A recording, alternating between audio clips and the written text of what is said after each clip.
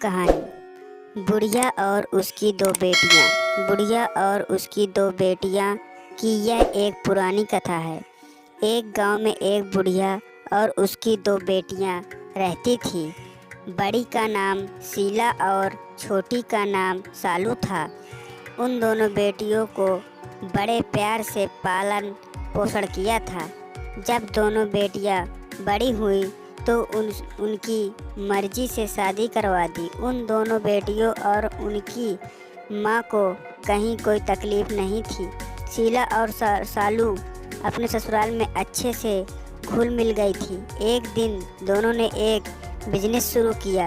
बड़ी वाली का छाते का बिजनेस था और छोटी वाली का पापड़ का। सब कुछ अच्छा चल रहा था। उसकी माँ दोनों बेटियों से बहुत प्यार करती थी। कभी बड़ी वाली के यहाँ रहने चली जाती थी तो कभी छोटी वाली के यहाँ। शीला और सालू भी अपनी से बहुत प्यार करती थी। एक दिन बहुत तेज़ धूप निकली थी।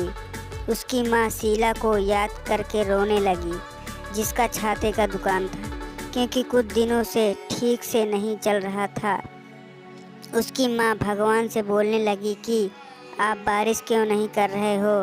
बारिश हो जाएगी तो लोग छाते खरीदना शुरू कर देंगे।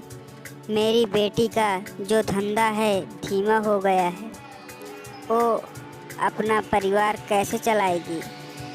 इतना बात बुढ़िया ने कहा कि चमत्कार हो गया और बारिश शुरू हो गई। बुढ़िया खुश हो गई और उसके चेहरे पर मुस्कान आ गई।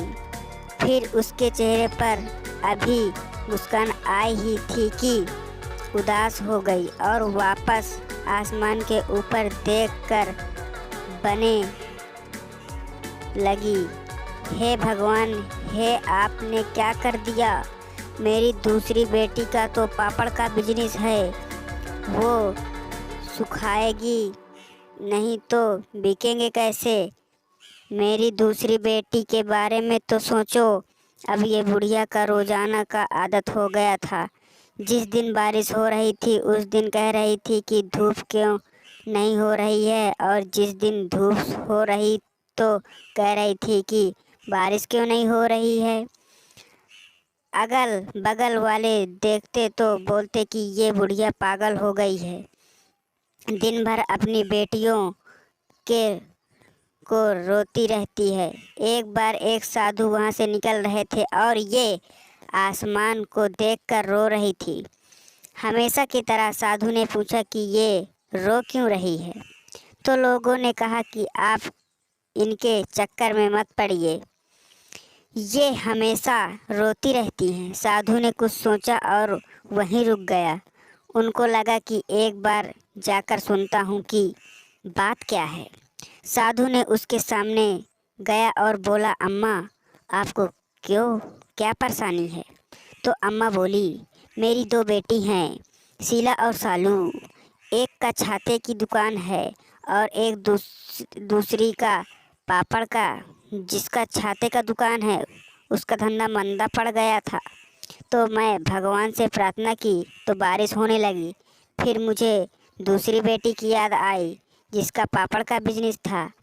अब वो गीले हो जाएंगे, धूप नहीं निकलेगे तो सूखेंगे कैसे? साधु ने उसकी बात बहुत ध्यान से सुने और कहा, बहुत आसान तरीका है। जिस दिन बारिश होने लगे उस दिन उस बेटी के बारे में सोचिए जिसका छाते का बिजनेस है, और ये सोचकर खुश रहिए कि उसके पास में पैसा आ रहा है।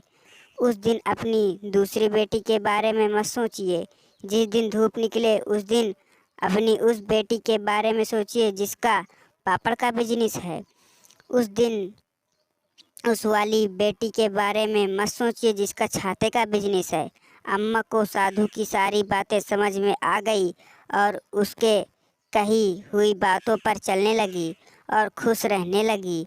सारांश, इस बुढ़िया और उसकी दो बेटियां की कहानी से हमें यही सीख मिलती है कि बुरे समय में इंसान की हिम्मत टूट जाती है। जब भी आपके जीवन में ऐसा समय आए तो बहुत ही शांत रहें और अपने आप को संभाल कर रखें। बुढ़िया और उसकी दो बेटियां की कहानी आपको कैसी लगी हमें कमेंट कर ज़रूर बताएं। तो दोस्तों, वीडियो को लाइक और चैनल को सब्सक्राइब ज़रूर करिएगा। धन्यवाद गाइस, लव यू।